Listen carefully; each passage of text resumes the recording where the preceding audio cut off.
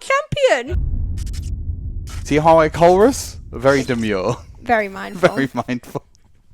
Hello and welcome to the Attach Pass podcast. That was the most forced entry ever. Anyway, my name is Ben and this is Bear. Hi, Ben. How you doing? Not bad. How are you? I'm good, thank you. We are lit up like a Christmas tree. We are. As any British mother would say, is it Blackpool Illuminations in here? Because it's that bright. It is that bright. It is that. You can see the reflection. Oh, you might not be able to because I'm going to crop this bit out. Anyway, thank you very much for joining us here for today's episode of the Attach Pass podcast, a mid-tier podcast by mid-tier players. Yeah. Mid-tier for now. Very mid-tier. Hopefully we've had a camera improvement over that side of the room. Fingers crossed. We're going to fix that. At some point. Yeah, there's a lot of things going on in real life that prevents us from fixing these sort of things. So, yeah, whatever. Is what it is. You had a double bumper episode, one with Beth and one with Reese last week. Because Ben was a week late on Because I was a week late on editing stuff. Life. Anyway. Even though your editing now is one button. It wasn't at that point. Oh, it wasn't at that point? No, there was an issue with the software on my computer. Anyway. Whatever. It doesn't matter. We've got it done. And hopefully I'll be editing this and throwing it up on Wednesday, the whatever tomorrow is. Yep. Wednesday the 28th, there you go, of August. So our last episode for August. Yes, our last episode for August. That's the 8th month of the year. We are now moving into Q4 of the year. Yes, we're still in Q3. No, September is the start of Q4, isn't it? No. No, yeah, October I can't math. October is the start of Q4. Third 3. There you go. T3. We're moving into T3. Anyway, that's enough nonsense about that. What are we talking about today, Beth? So now that the dust has settled and a lot of players have travelled back, we think it's a great time just to have a quick rundown of Worlds and talk about our opinions, what happened, the winners, the drama, the tears, the hype, everything. The controversy. Yeah, I know we are 2 weeks after Worlds has finished at this point, but everybody and their mum has done the World's coverage to an in-depth, critical level. And let's be honest, me and Beth just want to talk rubbish and just be like, these are our opinions on things. And if you are listening to this podcast and being like, I don't want to listen to those guys, well then, why are you here anyways? Feel free to turn it off or walk away or something. Yeah. Your views matter, so just leave it on in the background, please. Yeah. Yeah, and remember to like and share the video and all that sort of stuff. Yeah, ring the bell. Is there a bell? There's a bell. I think that's a subscriber. To subscribe, you ring the bell. Right. No, they didn't ring the bell to subscribe. They subscribe. They ring the bell to be able to remind them next time we upload. Yes, there you go. Get notified, people. Yeah. Yeah, so you could be one of the first people to actually listen to our ramblings and know what we're talking about some of the time on Twitter. Yep, absolutely. And then when we get too big for our boots, we'll end up doing like a Patreon thing where the episode actually comes out 4 days later, right? So we can be like, you want to listen early? No, we do an extra half hour on Patreon. Oh, do it. Is that how we do it? Maybe we do both. Oh, yeah, maybe. An extra half hour. I don't think. Maybe we could. I think we could. Maybe the Patreon's the 18 plus version. And that doesn't mean I'm sat here naked, by the way. No, it means Ben decides to not have to edit out half the time. Maybe it's one of us accidentally squares. Maybe I'm just going to itch my ear. Maybe it's the uncut version. Maybe it's just the uncut. Oh, the Attach Pass podcast uncut edition. And then they get to hear about all the rubbish that we talk about at the start. The rubbish we talk about at the start, the rubbish that we talk about at the end, the rubbish we sometimes talk about in the middle. Yes, and all the unedited toilet breaks you could possibly hope for. You told me you were editing that out. I did. I missed it. I'm sorry. Anyway, this week we have already tangentially just died. This podcast is done. No, let's talk about Worlds. So, Worlds 2024 took place in Hawaii. It did, yes. Aloha. Aloha. Yeah, you make it sound so much better than I do. I just sound like some... I was going to say... You have to lean into it a little bit. Some common Englishman that is gutturally murdering the language, and you're like, floral. Which is never a word I thought I'd associate with you. I'm a common English person. I just can't lean into local dialects. You're an uncommon card, right? I'm a common. I'm an unfoiled common that some kid's got screwed up at the bottom of his bag. You're an uncommon You're an uncommon card that some kid keeps in his sandwich box. Why am I kept in a sandwich box? Because then you can eat. There's food in this. Anyway, so Worlds 24. Aloha. Yeah. See? Sounded like a question. You lean into it. You just don't go up at the end. Yes. Reveals were exciting. They were, yes. We'll kick off on those at the end because I am going to kick off. Since we've last talked about this, I have had many conversations and got very angry. Oh, no. Not angry, but annoyed. Oh, no. But anyway. Foreshadowing. Skip to the end of it. No. No. Stay and listen to all the rest of our opinions. Listen and to all then the rambling. You get to hear what Ben's opinions are on the reveals at the end. Yeah.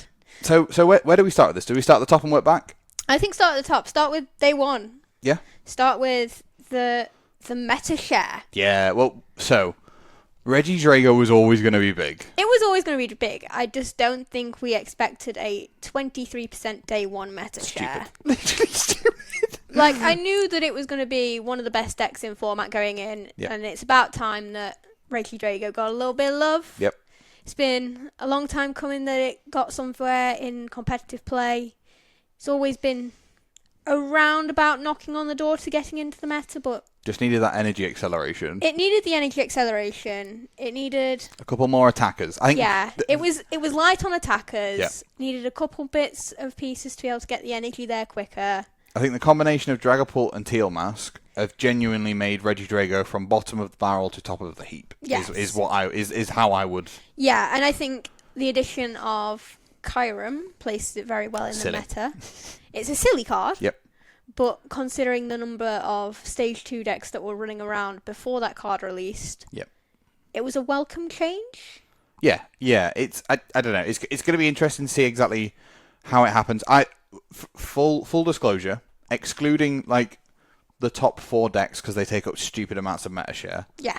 The rest of the meta, and I'm going to call it the meta, every other deck that isn't Drago or Zard or whatever, I think is a nice, fun time. I enjoy Pokemon as it currently is. No, I definitely agree, and I think swerving slightly off of Worlds, we had a nice broad challenge at the weekend based on the Worlds meta. Yes, yeah. So, which you took down. Congratulations. I did, yes. I can't say that it's not a bad thing that we've got this wide meta because we're getting locals off the back of Worlds, where we are going in and you're seeing about 6 or 7 decks in a room rather than 3. We had 15 players. Yes. No, whatever. We had an odd number of players. Anyway, I genuinely think there was only 2 repeat decks. I only know of 1, but there might have been more. I think there was 2 Guardi. I don't know if there were 2 Guardi. I know there was definitely 2 Zard Pulse. Yeah, there was 2 Zard Pulse and 2 Guardi. Yeah. And I'm pretty sure that was the only 2 repeated out of the room. Yeah.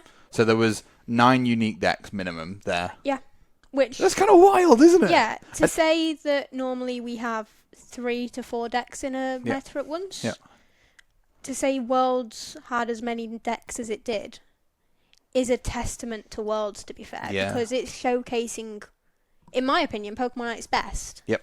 You don't want to just be seeing the same decks repeated over and over again, i.e. NAIC finals. Yep. We saw 2 decks. Yep. It was really nice. The top 8 was really varied. Yeah. Well, I say really varied. I mean, there was only 4 Regidrago instead of 8. There's 6. There was 4 Regidrago, but we also had Miraidon? We had Miraidon, Roaring Moon, Iron Thorns, and what was the last one? Raging Bolt. Yeah. I thought it was quite a nice, diverse meta. It was. I did like the meta for the top 8. It was a fun, enjoyable meta, to be fair. It gave for some fun event. Mm-hmm. What I did like, about day 1, was the stream. Okay, I had one gripe with the stream, but they did fix it. Okay. Game 1 of round 1, you could see the hand of one player. But not the other. Yeah. And I understand it's not a big thing, but I think if you're going to make it so that one player's hand's shown, you make it so the other player's hand's shown. You see the roll. You make it either. Yeah. You do all or nothing. If you're not going to show either players, I wouldn't have a gripe. Yep. But because you could see one and not the other, it did grind my gears a little bit. That was just camera positioning. It was camera positioning, yes. And I'm not going to give them the worst rundown, but it did grind my gears a little bit because I was there like, okay. But that was only for game 1, right? No, it was for all of round 1. Sorry. Yeah. It was for round 1. Yeah, they sourced it round 2. Out of 15 rounds at total? Yeah. Or whatever it was? Yeah, 15 rounds for Master. Including including top 8 and No. final? It was... Was it 14? Yeah, it was 15 because we're including the asymmetrical cut. Yeah, it was 15. So yeah, out of 15 rounds, they fixed it on the first one. They did, I think that's pretty solid. That is pretty solid, yeah.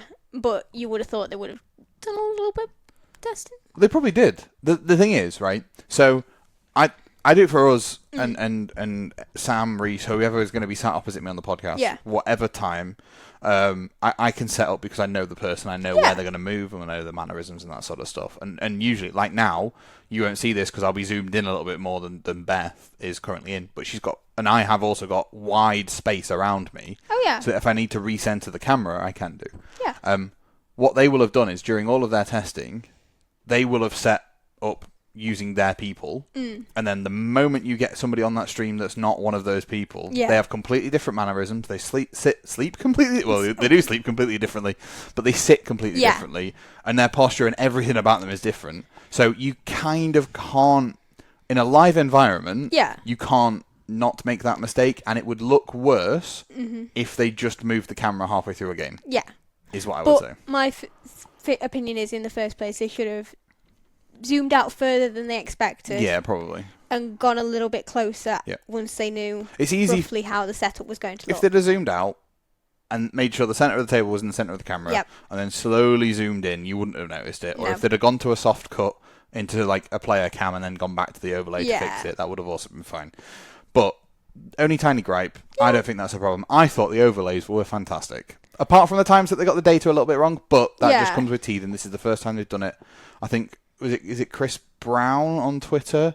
Not the artist. I think it was. I can't remember now. He's like their lead of production or something. Yeah. And he said this has been going on for the past 5 years. Yeah. We've been trying to make something that works and is functional and has resonated with testing groups and that sort of stuff. And do you know what? Well done. Because honestly... Yeah, they did well. They did do a nice job.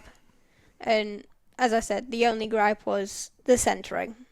Which, if I'm being honest, I don't think that's the end of the world. It's not the end of the world. Doing a lot of production myself, from a point of this podcast, but also when I worked at Games Workshop, I did so much live production for them, running their Twitch streams and stuff, whether it would be remotely from home, which is another nightmare completely, or in the studio with the top-down cameras and the PTZs and all that sort of stuff. You know, it's not an easy thing to do. Oh, no, I never think it is an easy thing to do. It was just, that was my only gripe.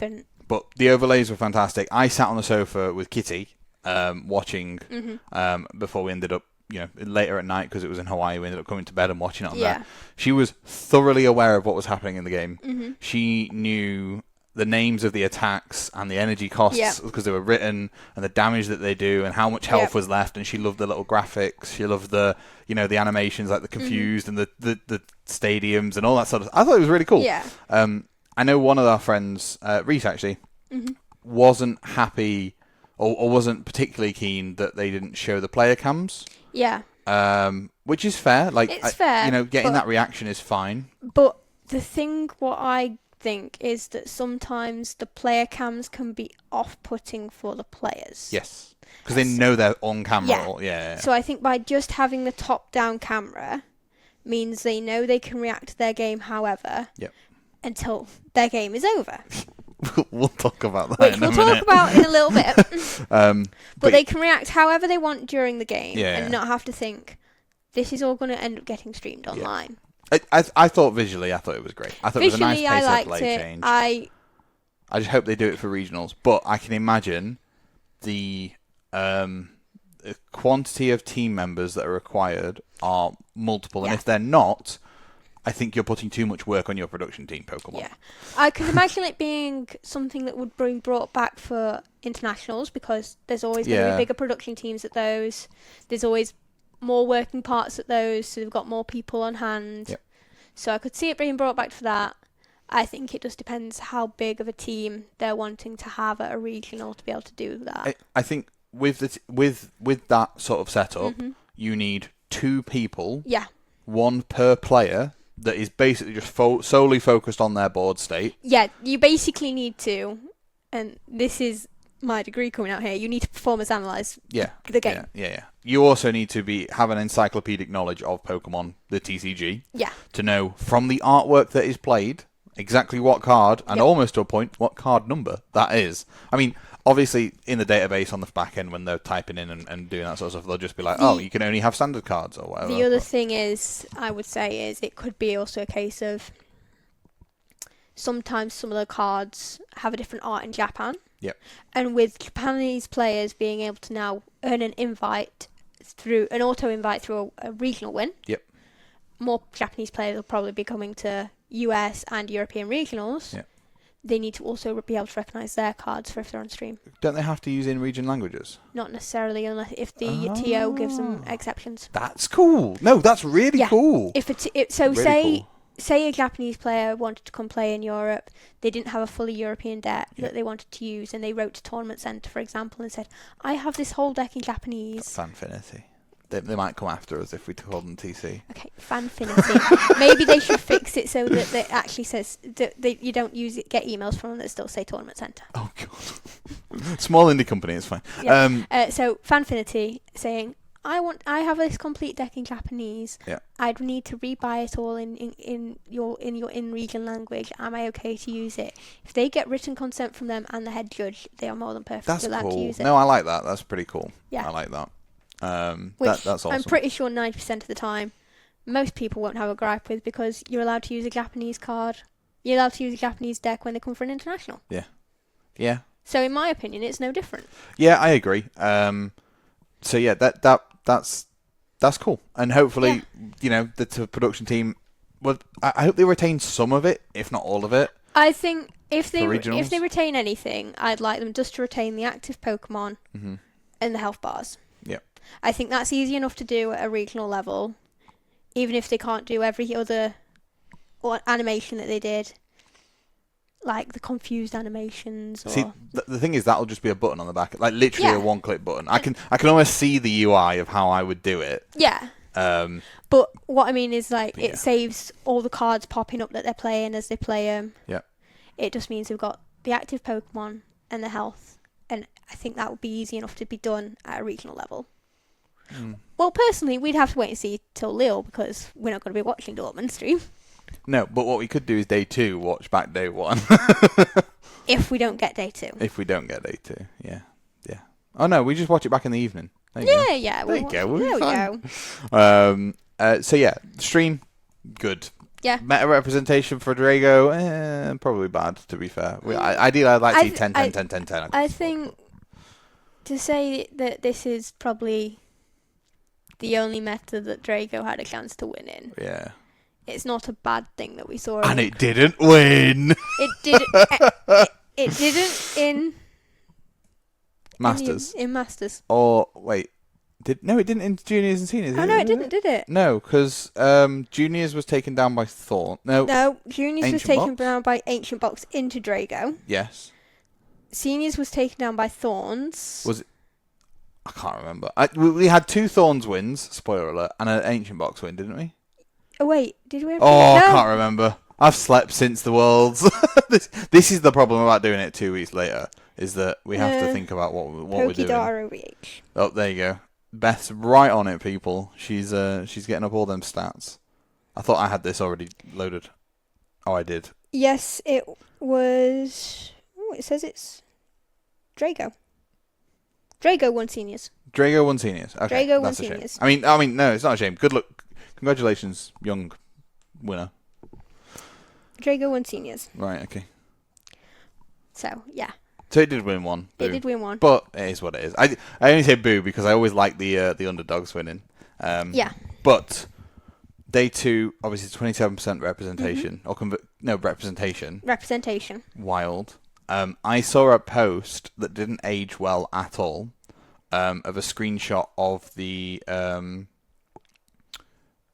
day 2 rep, and 63 Iron Thorns had made day 2. Yeah. And the tweet said 63 players just threw their Worlds chance. Yeah. But that didn't age well, did No, it? that didn't age well at all, considering...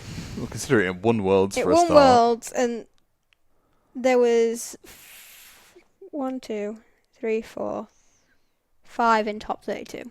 Yeah. So 5 made money. Yeah, that's kind of crazy. So 58 players did throw away their invite. However, 58 players threw away their invite. One of them won Worlds and got an auto invite for next year. Yep. The other 4 made some money out of it. And he was 17 as well. Both of them But in the were. final, 2 17-year-olds. Could you imagine being a 17-year-old and being on that stage 50 grand richer at the end of it. with the chance to win 50 grand? No. Well, I mean, could you imagine being a 7-year-old? Because that's what happened in juniors. Well, yeah, that is why. But, I mean, to be fair, this in a way, the 7-year-old probably doesn't quite understand the gravity of that level of money. No. Because they've had no life experience. They don't. Right? But the difference is that their parents do. Yeah, but the kid doesn't. So the kid sat on that stage will be like, whatever. The seniors... They'll just be there like, wow, I'm the Pokemon World Champion! That's what the kids will be like. The seniors will have much more understanding about the value of money. They'll understand that they're earning a lot of money by doing it. Yes, and they'll be like, oh yeah, I don't need to work for the rest of my life. It's like, yes you do, kid. Yeah. And then the masters... some of them will be there like... the seniors 2.0 in this instance. Yes, because it was both of their first seasons in Masters. Yeah. They'll be there like, okay. What do I do with this now? What do I have to do with? What do I do with this? How much tax do I pay? None, because they're not over 18. It depends what country they're in. True. So yeah, True. yeah, there is all of that. But yeah, it was interesting. I'm gonna say it. It was the dullest final I think I've ever seen. I agree. This is not downplaying the skill of the players whatsoever. No, they both played the final out to the best of their abilities. Yep. And the Roaring Moon deck, I have a soft spot for Roaring Moon. You do have. I thought it was very interesting to watch. Right, I thought it was enjoyable from that side of it. Senzuki did really well with creating an interesting deck. Yep. The Thorn side, however, is just Thorn. They had a judge ball in the final. Yeah, they did. But Fernando still played incredible. Yeah, absolutely. Considering that he gave his opponent an 8-card advantage, he played incredible. Yeah, I mean, to be fair, 8-card advantage, it takes one judge or one Iono to undo all of that. It does, yeah. And it's not hard to do that with Thorns. Yeah. But it's still, he played it incredibly well with what he had to do. Yep. Because it was very much a deck that he could have lost to. Yeah, I think he did play well, and I'm not downplaying that at any point. No. Right, he played well. However, it was just quite a dull watching final. Yeah. If I was going to tell anybody to go and watch any of the top 8 matches, it wouldn't be that. No, I would go tell them to watch Jesse's top 8 game. To be honest. Really? Yeah. I'd tell them to go watch the juniors finals. I had a lot of fun watching that. Yeah, but I meant if I had to go tell them to watch a Masters game. Okay, sure. Yeah. If I had to go tell them to watch one of the highest levels of play, because yes, the juniors are doing well. Oh, it was just fun. And they have enjoyable games. The highest level of play comes from the Masters. I don't know if that's always true. Most of the time. Most of the time. But I genuinely don't think it's true all the time. Not all the time, no. Because you do get stupid misplays that you see. I have watched stream before where I've literally screamed at the TV, and Kitty's like, "What is going on?" I'm like, "But he's an idiot. He forgot to attack. He did it." And she's like, but "You're not on that screen."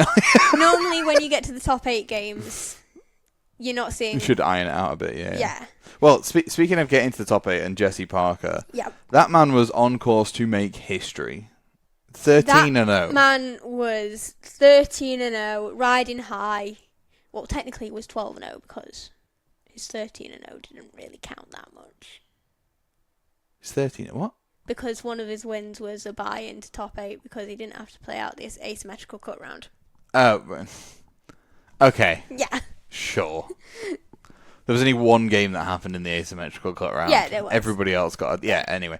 So he went undefeated over the course of the event until his top 4 match. His top 4 match, which was basically an auto loss for him. Yeah. He played against the winner.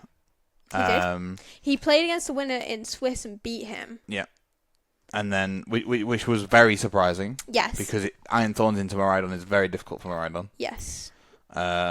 I mean, I guess it's like generator attach Zapdos switch cart prey, but you can't set up anywhere near as efficiently as you could usually. No, you've got to stay to a very thin bench. Yeah.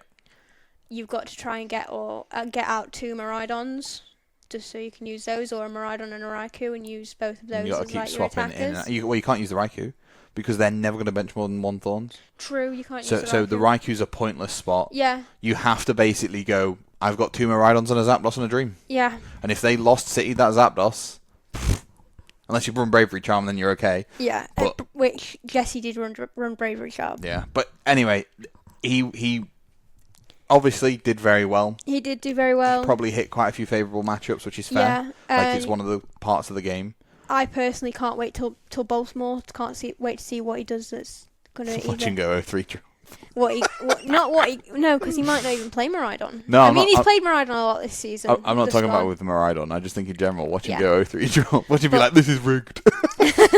But like, he played a lot of Miraidon in the season, so I do personally think he's going to stick to Miraidon for Baltimore. Mm-hmm. I think he just might adjust his list, make a few changes. Yeah, be able to go a bit wider with that area 0. Yeah, I don't. No, it's not legal then.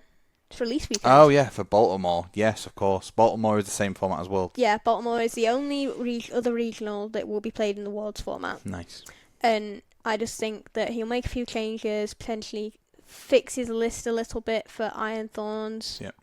Because in my opinion, it is the only auto loss Miraidon has. Maybe he runs a cancelling clone because that also helps you out with Mimikyu stalls. It does, yeah. Because it should run cancelling clone personally. Because I think cancelling clone is such a good card. It's so underrated. yeah, it's incredible. Like So cancelling underrated. clone is an auto include at this point because of Iron Thorns and because of Mimikyu. It is very, very good. And if you're playing Reiki Drago because of Manaphy. Yeah, well, yeah. So Jesse unfortunately fell short again in top 4. Yes. Because of some controversy. Because of some big controversy. Yeah, controversy, whatever you want to call it. So, as I'm sure everyone is aware. We're not going to go into the full details. We're not. We're just going to talk about our opinions on it. Ian Robb did something that he probably shouldn't have done at the end of his top 8 match. Made a gesture that wasn't appropriate. Made a gesture that he calls rolling the dice. It wasn't appropriate. It was not appropriate. I don't think you can't cut that any other way. No, it was definitely not appropriate, Yep. especially with the face he pulled. And he deserved to be reprimanded. He did. He very much so deserved to be reprimanded. However. And I understand why Pokemon did it the way they did it. However. Yes. Go ahead. In my opinion, it affects the integrity of the tournament. Yeah, exactly. Completely. So, basically, this was the top 8 match. Ian Robb was playing Fernando, who was the eventual winner. Who went on to win. And on stream, Ian Robb beat Fernando in top 8, the 2-0. single elimination, 2-0.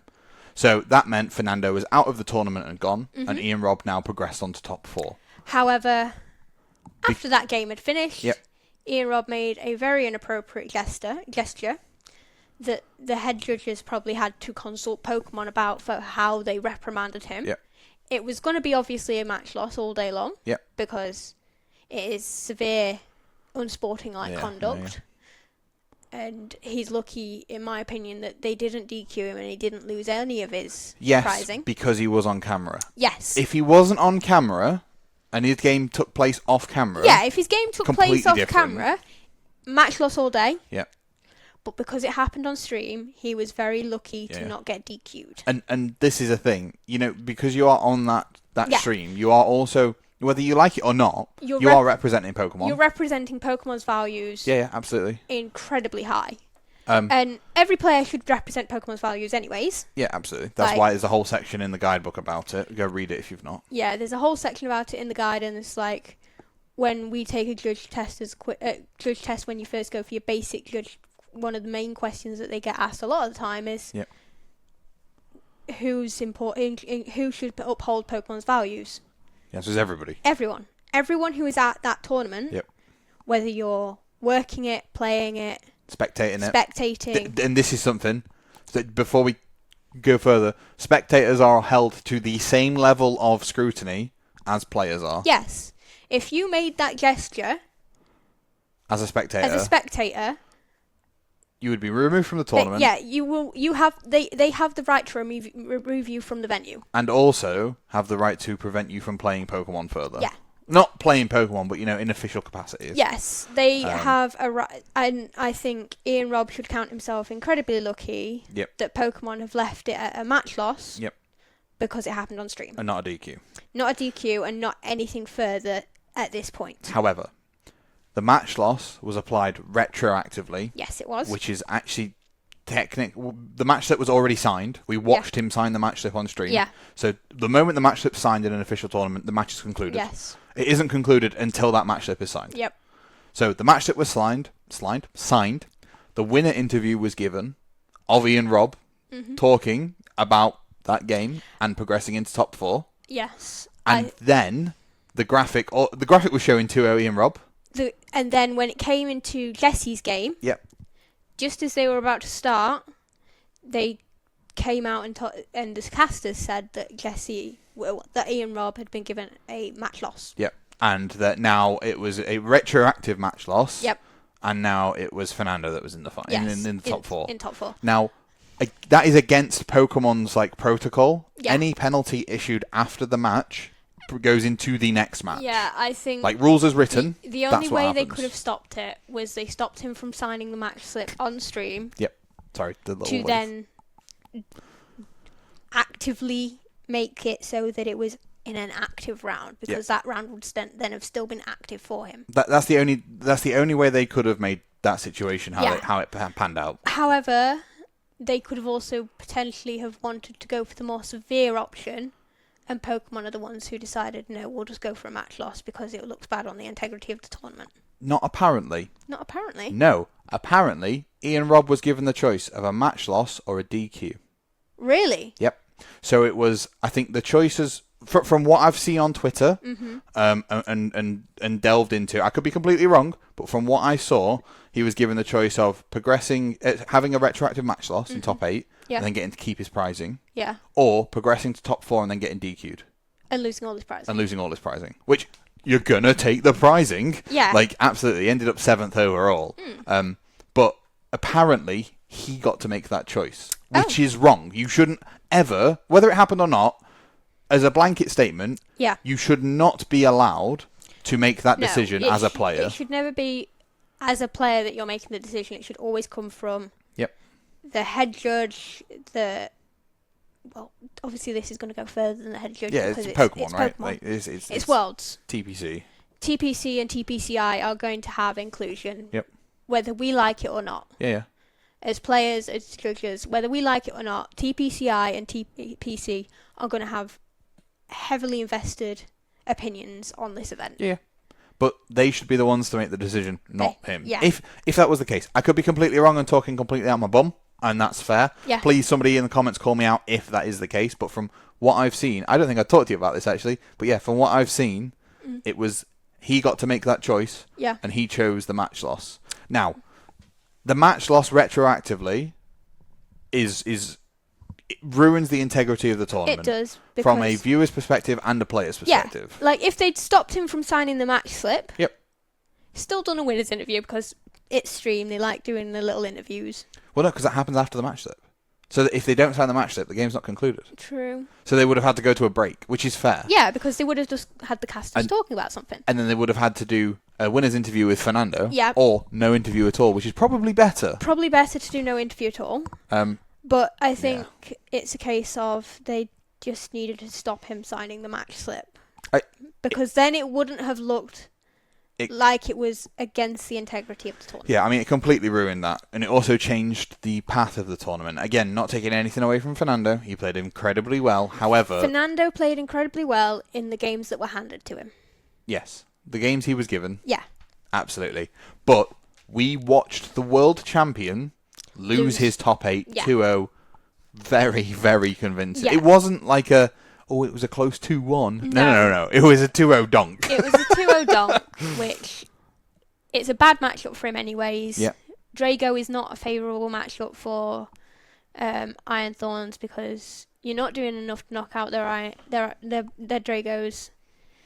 They can cancelling Cologne you to be able to set up a Drago. Yep. And then they just one-hit you. Yep. And it's... I don't know. I wasn't comfortable with the integrity. I'm a little salty for Jesse because the matchup for him into Drago is better than the matchup for him into Thorns. Well, Thorns is an auto loss for him. Drago is favourable. Yeah. Because, I mean, he goes second, he donks the Drago in the active, and then he just literally prime catches and bosses the Ogerpons and wins 6 prizes. Yeah. Like... Yeah, it's a very favourable matchup for him. Like, all he needs is a prime catcher and boss, and that's quite easy to get him a ride on. Yeah. Especially when he's playing Luminion. Yep. And, it was just unfortunate. It was. Obviously, we got the world champion we got. Congratulations, dude. But he earned it. At the end of the day, he did earn it. Yeah, well, he played his games and won them. Except the one that he didn't. Yeah, there's one he didn't, but we can't say anything against him for him becoming the world champion. No, it's Ian's, again, I'm sorry, it's Ian's fault for doing the gesture and causing this sort of melting pot of badness. Yeah, it's Ian's fault for doing the gesture, and it's Pokemon's fault for probably not wanting to have a bit of a thicker skin and actually give it a top 4 game loss, match loss instead of top 8. Because for the Masters, right, they streamed both top 4 matches. They always stream both top 4 So they were matches. like, but if somebody's got a match loss, we can't stream it. Maybe it was production that made the decision. Maybe production's like, oh my god, you can't. No, because then you just set up a feature match and you just have the casters play. Anyway.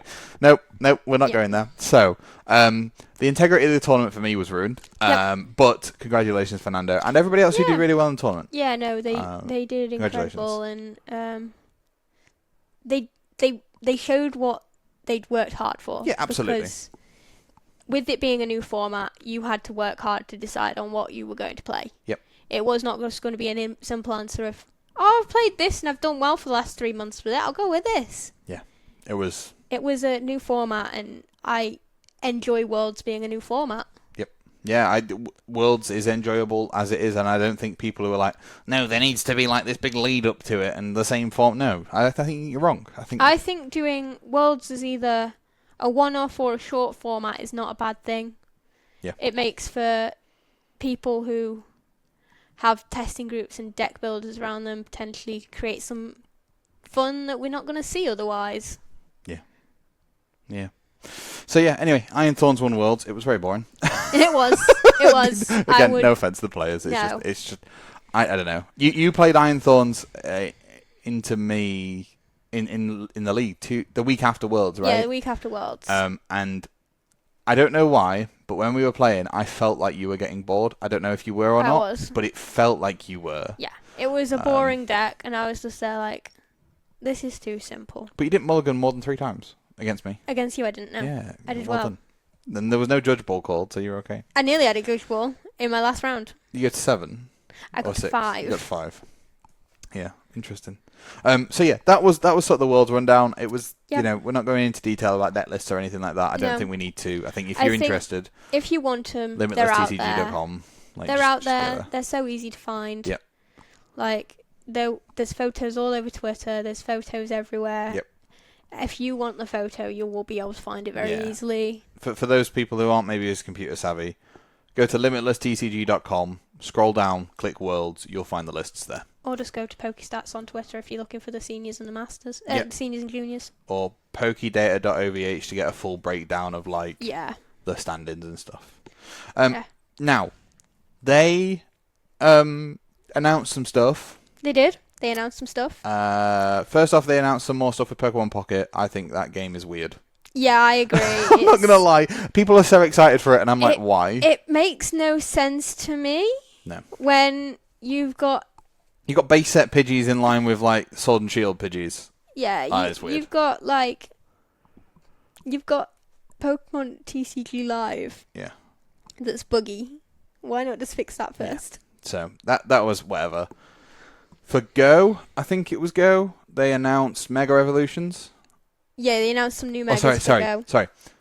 Something big is coming with the Gigantamax, or was it Gigantamax? No, it was Gigantamax. Gigantamax. Yeah, with the big swirl thing in the sky. Was that for Go? That was Go, That was Go, it? yes. Yeah. They didn't announce anything about the new VG games.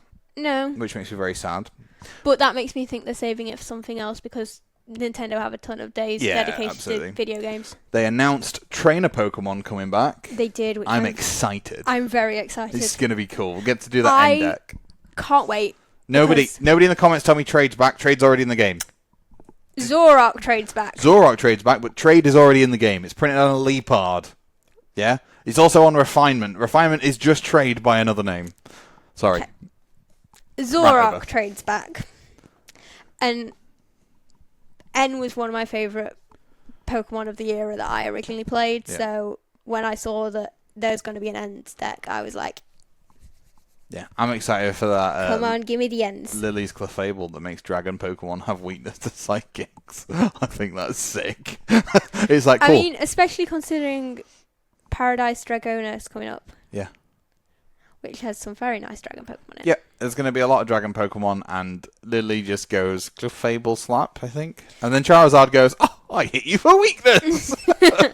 Yeah, so that's going to be interesting. It's just going to be a fun meta, I think. And then the thing I didn't like was they announced World for the next 2 years. Good, tick. They announced the dates for the next 2 years, tick. Dates? Tick, tick, tick, tick, tick. Big tick. Dates I liked. Yep. Announcing it for the next 2 years. Didn't mind them announcing it for 2 years. Yeah. The thing I didn't like... They're both in the US. They're both in California. Yep. Is it a buy one, get one free deal? It must be. Because last time that they were in Anaheim and San Diego back to back, San Francisco back to back. Yeah. It was San Francisco, Anaheim, then San Francisco, then Anaheim. And that's the other way around. And that's the other way around. But it's got to be a 2-for-1 deal. There must be. They're at two different convention centres. Obviously, they're in two different places.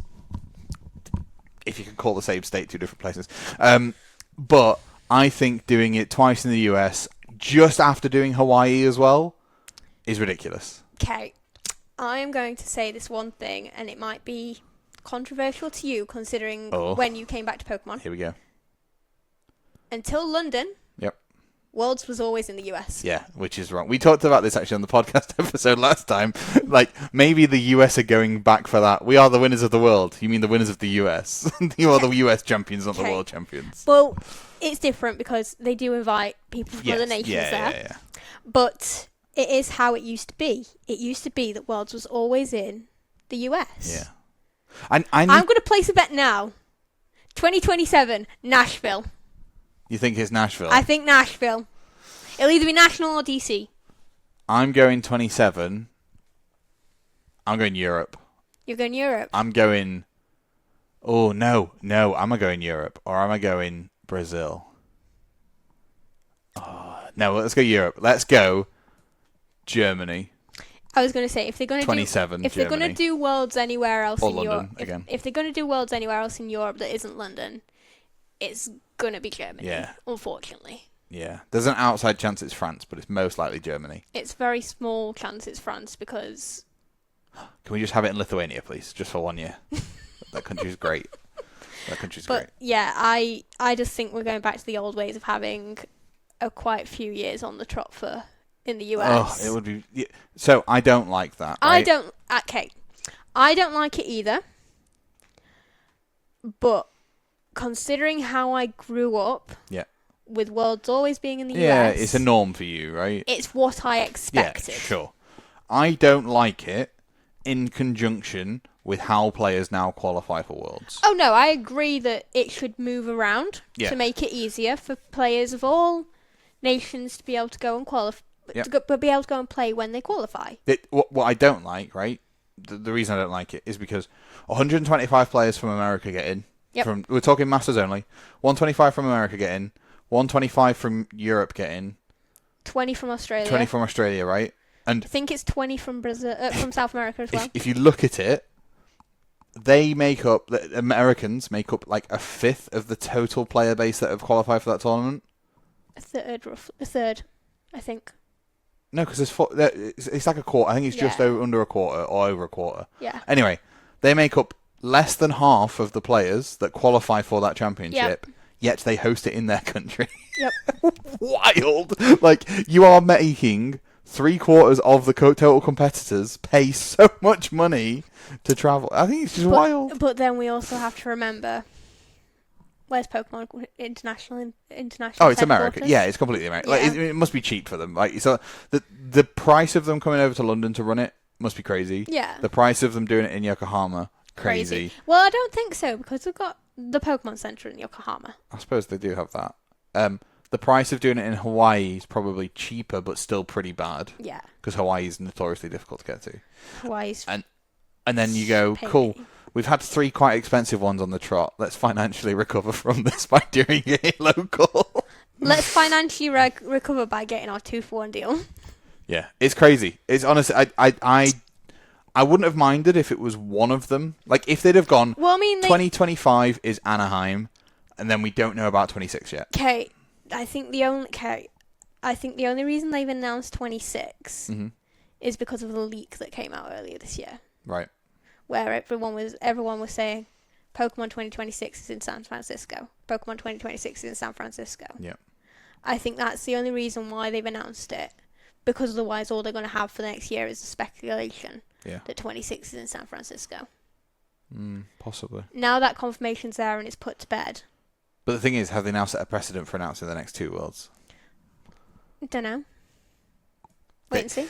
We'll see what happens. But they've set a precedent for announcing dates, I'd say. Yes, which they should have done anyway. Yeah, they should have. But they've done it in the wrong season. But they have, right? Because you don't know if you've qualified for until NAIC, really. For the majority of the 125. Until NAIC. You won't, like top 25. You'll know if you qualified, I assume. I'd argue top 50. But then outside of that, the rest of the players don't know they've qualified till like NAIC. True. And it's like, but if you'd done it last year, some people had qualified by the end of the year.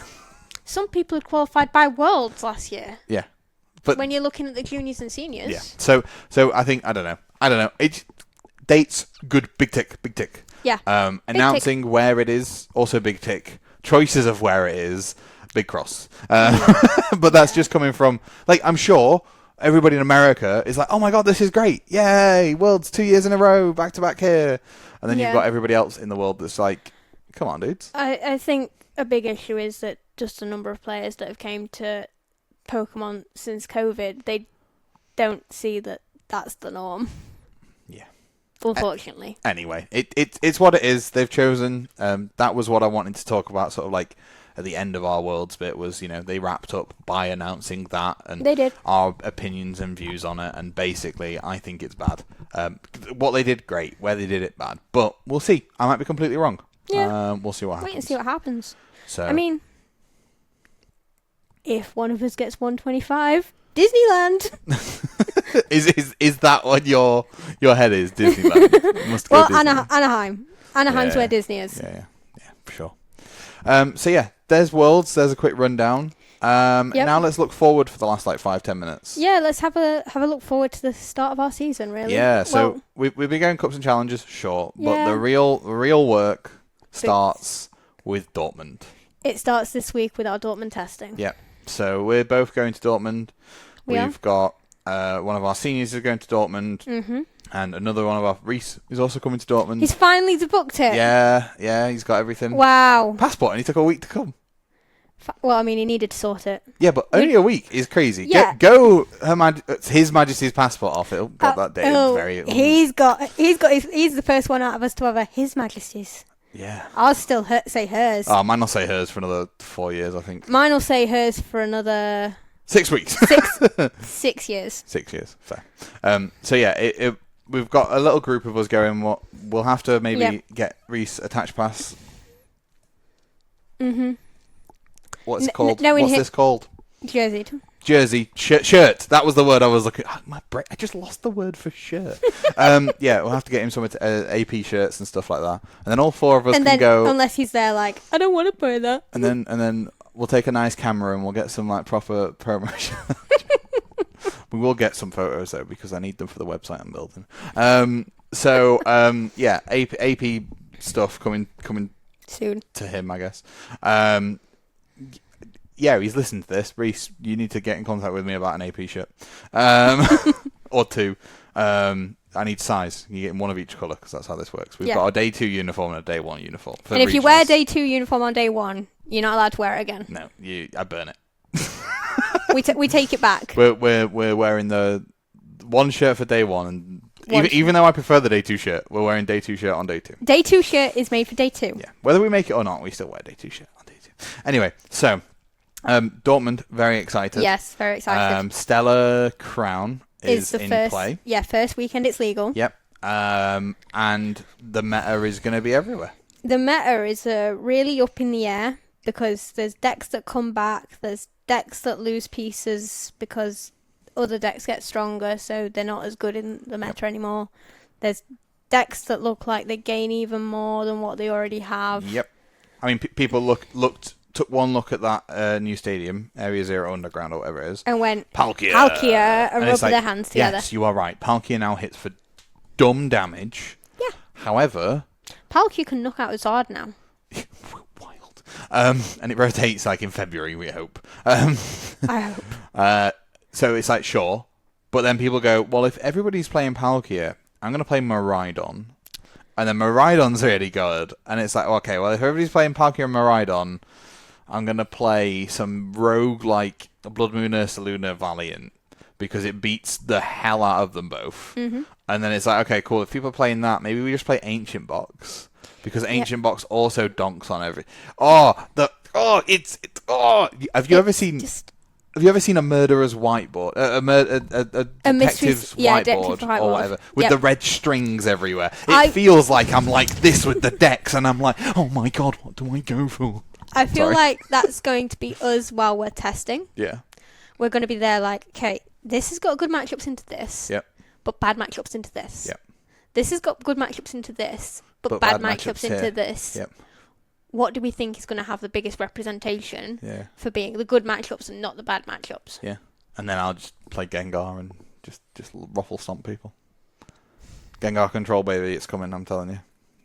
It's doing alright in Japan. It's doing alright in a best of one format, yeah. Yeah, BO1s. If I just play slow, it becomes a BO1 Beth. And that's where I judge call you and go, Judge, he's playing too slow. I'll be like, no, I'm taking 15 seconds on each action. I'm just producing 98 actions a turn. Leave me alone. And they'll be wondering how you're producing 98 actions a turn. I'm just like Super Rod Silene cycling. Plus artisans. I don't know. We'll find a way. I wonder I wonder. Have you seen Andrew Yep. Hendrick on Twitter has been doing his turn 1 mill decks? Yep. Like self-mill decks. How fast can I lose this game? I'm like... Oh no, it's a turn 1 donk deck that he's... By milling himself, he's turning it into turn 1 donk so that he can knock you out turn 1. What? No, the deck that he was on about himself losing as quick as possible. Oh, I saw a different one then. Okay. The one that I saw was basically just self-mill to the point of implosion. Like, it was like, how quickly can I lose this game? Which I thought was crazy good. Yeah, I didn't see that one. I saw one where it was a turn 1 donk deck on your opponent. See, I know how you turn 1 lose the game. You have to go second though.